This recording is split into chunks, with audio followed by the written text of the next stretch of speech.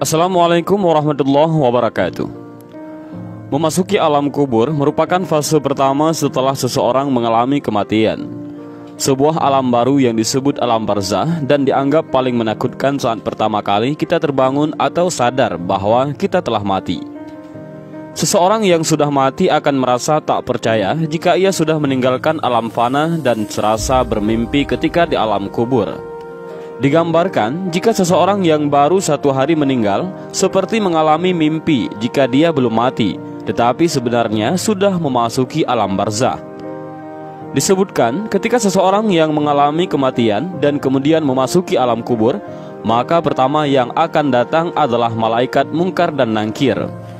Kedatangan malaikat mungkar dan nangkir di alam kubur ini pun digambarkan dengan cukup menyeramkan bagi mereka yang banyak melakukan maksiat semasa hidup. Tetapi akan nampak menawan bagi mereka yang semasa hidupnya taat di jalan Allah. Ketika pertama kali berhadapan dengan manusia di alam kubur, maka ada 6 pertanyaan yang akan diajukan oleh malaikat mungkar dan nangkir. Adapun 6 pertanyaan di alam kubur ini menentukan perjalanan selanjutnya. Apakah dia akan di tempat bersama para nabi, ulama, dan umara di surga, atau justru memasuki neraka dan dihisab terlebih dahulu? Pertanyaan itu adalah yang pertama, man rabbuka, siapa Tuhanmu? Ma dinuka, apa agamamu? Man nabiyuka, siapa nabimu? Ma kitabuka, apa kitabmu? Aina kiblatuka, di mana kiblatmu? Dan yang keenam adalah man ikhwanuka, siapa saudaramu? Benarlah demikian, kehidupan alam barzah atau alam kubur banyak disebutkan dalam Al-Quran dan hadis, serta siksa-siksanya yang tanpa ampun bagi mereka yang berdosa, tetapi akan mendapatkan kelapangan dan ketenangan bagi umat yang beramal saleh. Dan berikut ini adalah hadis Rasulullah SAW yang menggambarkan perjalanan manusia setelah melewati fase kematian.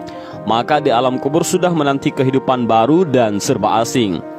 Hadis panjang Al-Barra' bin Azib yang diriwayatkan oleh Imam Ahmad dan disahihkan oleh Imam Al-Hakim dan Syekh Albani ini menceritakan perjalanan para manusia di alam kuburnya. Suatu hari kami mengantarkan jenazah salah seorang sahabat Nabi SAW dari golongan Ansar. Sesampainya di perkuburan, liang lahat masih digali. Maka Rasulullah SAW pun duduk ataupun menanti. Dan kami juga pun duduk terdiam di sekitarnya, seakan-akan di atas kepala kami ada burung gagak yang hinggap. Rasulullah SAW memainkan sepotong dahan di tangannya ke tanah. Lalu beliau mengangkat kepalanya seraya bersabda, "Mohonlah perlindungan kepada Allah dari azab kubur." Beliau ulangi perintah ini 2 atau 3 kali. Kemudian beliau SAW bersabda, "Seandainya seorang yang beriman sudah tidak lagi menginginkan dunia dan telah mengharapkan akhirat ataupun sakratul maut, turunlah dari langit para malaikat yang bermuka cerah secerah sinar matahari. Mereka membawa kain kafan dan wangi-wangian dari surga, lalu duduk di sekeliling mukmin tersebut sejauh mata memandang. Setelah itu, turunlah malaikat pencabut nyawa dan mengambil posisi di arah kepala mukmin tersebut. Malaikat pencabut nyawa itu berkata, 'Wahai nyawa yang mulia, keluarlah engkau untuk menjemput ampunan Allah dan keridhaannya.'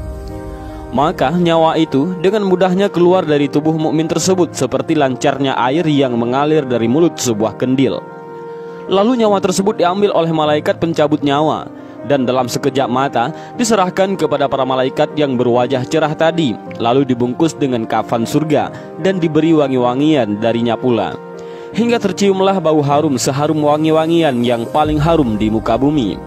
Kemudian nyawa yang telah dikafani itu diangkat ke langit. Setiap melewati sekelompok malaikat di langit, mereka bertanya, 'Nyawa siapakah yang amat mulia itu?' 'Ini adalah nyawa Fulan bin Fulan,' jawab para malaikat yang mengawalnya dengan menyebutkan namanya yang terbaik ketika di dunia. Sesampainya di langit dunia, mereka meminta izin untuk memasukinya, lalu diizinkan.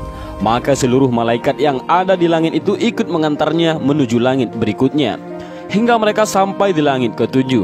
Di sanalah Allah berfirman, 'Tulislah nama hambaku ini dalam kitab Illiyin, lalu kembalikanlah ia ke jasadnya di bumi. Karena dirinya lah aku ciptakan mereka, para manusia, dan kepadanya lah aku akan kembali, serta darinya lah mereka akan kubangkitkan.' Lalu nyawa tersebut dikembalikan ke jasadnya di dunia. Lantas datanglah dua orang malaikat yang memerintahkannya untuk duduk. Mereka berdua bertanya, "Siapakah Rabbmu?" "Rabbku adalah Allah," jawabnya. Mereka berdua kembali bertanya, "Apakah agamamu?" "Agamaku Islam," sahutnya. Mereka berdua bertanya lagi, "Siapakah orang yang telah diutus untuk kalian?" "Beliau adalah Rasulullah SAW," jawabnya. "Dari mana engkau tahu?" tanya mereka berdua. "Aku membaca Al-Quran, lalu aku mengimaninya dan mempercayainya." Tiba-tiba terdengarlah suara dari langit yang menyeru, "Jawaban hambaku benar, maka hemparkanlah surga baginya, berilah dia pakaian darinya, lalu bukakanlah pintu ke arahnya." Maka menghembuslah angin segar dan harumnya surga memasuki kuburannya, lalu kuburannya diluaskan sepanjang mata memandang. Saat itu datanglah seorang pemuda asing yang amat tampan memakai pakaian yang sangat indah dan berbau harum sekali. Seraya berkata, "Bergembiralah, inilah hari yang telah dijanjikan dulu bagimu." Mukmin tadi bertanya, "Siapakah engkau?" "Wajahmu menandakan kebaikan." "Aku adalah amal solehmu," jawabnya. Si mukmin tadi pun berkata, "Wahai Rabbku, segerakanlah datangnya hari kiamat, karena aku ingin bertemu dengan keluarga dan hartaku." Adapun orang kafir, di saat dia dalam keadaan tidak mengharapkan akhirat dan masih menginginkan dunia, turunlah dari langit malaikat yang bermuka hitam sambil membawa kain mori kasar. Lalu mereka duduk di sekelilingnya. Saat itu turunlah malaikat pencabut nyawa dan duduk di arah kepalanya seraya berkata, "Wahai nyawa yang hina, keluarlah dan jemputlah kemurkaan dan kemarahan Allah." Maka nyawa orang kafir tadi berlarian di sekujur tubuhnya. Maka malaikat pencabut nyawa tadi mencabut nyawa tersebut dengan paksa, sebagaimana seseorang yang menarik besi beruji yang menempel di kapas basah. Begitu nyawa tersebut sudah berada di tangan malaikat pencabut nyawa, sekejap mata diambil oleh para malaikat bermuka hitam yang ada di sekelilingnya. Lalu nyawa tadi segera dibungkus dengan kain mori kasar. Tiba-tiba terciumlah bau busuk sebusuk bangkai yang paling busuk di muka bumi. Lalu nyawa tadi dibawa ke langit. Setiap mereka melewati segerombolan malaikat, mereka selalu ditanya, "Nyawa siapakah yang amat hina ini?" "Ini adalah nyawa Fulan bin Fulan," jawab mereka dengan namanya yang terburuk ketika di dunia. Sesampainya di langit dunia, mereka minta izin untuk memasukinya, namun tidak diizinkan. Rasulullah SAW membacakan firman Allah Subhanahu wa Ta'ala, "Tidak akan dibukakan bagi mereka, orang-orang kafir, pintu-pintu langit, dan mereka tidak akan memasuk surga sampai seandainya unta bisa memasuki lubang jarum sekalipun." Al-Quran Surah Al-A'raf ayat 40. Saat itu Allah berfirman, "Tulislah namanya di dalam sijjin di bawah bumi." Kemudian nyawa itu dicampakkan dengan hina. Rasulullah SAW membacakan firman Allah Ta'ala, "Barang siapa mempersekutukan sesuatu dengan Allah, maka adalah ia seolah-olah jatuh dari langit lalu disambar oleh burung, atau diterbangkan angin ke tempat yang jauh." Al-Quran Surah Al-Hajj ayat 31.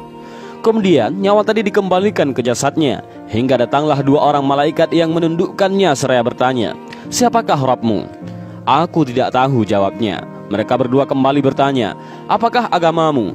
"Aku tidak tahu," sahutnya. Mereka berdua bertanya lagi, "Siapakah orang yang telah diutus untuk kalian?" "Aku tidak tahu," jawabnya.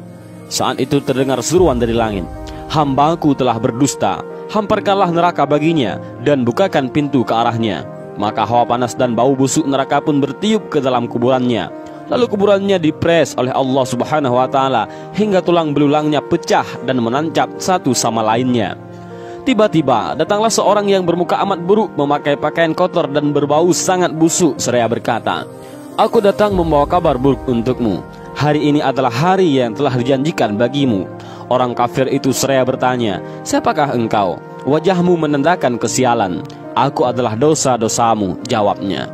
"Wahai Rabbku, janganlah engkau datangkan hari kiamat," suruh orang kafir tadi. Dan hadis panjang ini diriwayatkan oleh Ahmad dalam Al-Musnad dan disahihkan oleh Al-Hakim dalam Al-Mustadrak dan oleh Albani dalam kitab Ahkamul Janaiz. Dan itulah gambaran bagaimana kondisi seseorang yang sudah berada di alam kubur. Semua akan ditentukan lewat amal dan perbuatannya semasa hidup di dunia.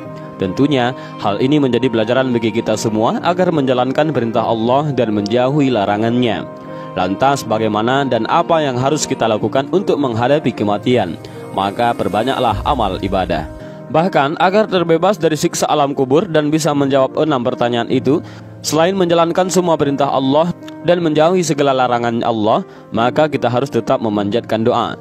Dan ini adalah doa agar terlepas dari siksa alam kubur yang diajarkan oleh Rasulullah SAW, yaitu Allahumma inni a'udzubika min adzabil qabri wa min adzabin nar wa min fitnatil mahya wal mamati wa min fitnatil masiihid dajjal. Yang artinya adalah, ya Allah, aku berlindung kepadamu dari azab kubur, azab neraka, cobaan hidup dan mati, dan fitnah dajjal yang terhapus dari rahmat Allah. Dan inilah sedikit gambaran alam kubur dan 6 pertanyaan di alam kubur yang menentukan seseorang muslim bebas dari siksa menuju akhirat. Mudah-mudahan video singkat ini bermanfaat. Wallahu a'lam bishawab. Assalamualaikum warahmatullahi wabarakatuh.